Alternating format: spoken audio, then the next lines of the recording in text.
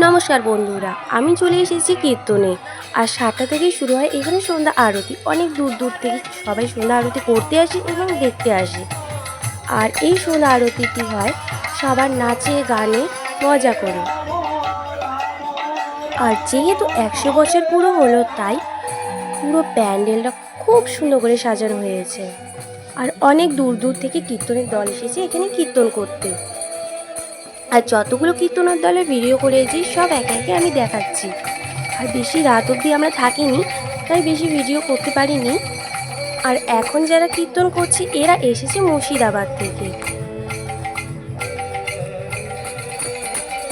এরপরে যে কীর্তনের দলটি উঠবে সেটা এসেছে উত্তর দিনাজপুর থেকে। সত্যি খুব সুন্দর কীর্তন করেছে।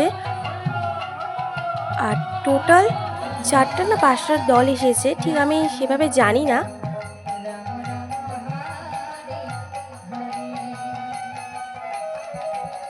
আর তোমাদের বলেছিলাম না যে কীর্তনে খাওয়া দাওয়ার কী কী ব্যবস্থা রয়েছে, দাঁড়াও বলছি। ভাত, বাঁধাকপির তরকারি, ডাল আর পাঁপড় ভাজা। আর প্রসাদটা খেতেও খুব টেস্টি ছিল।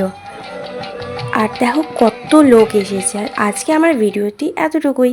Bye bye.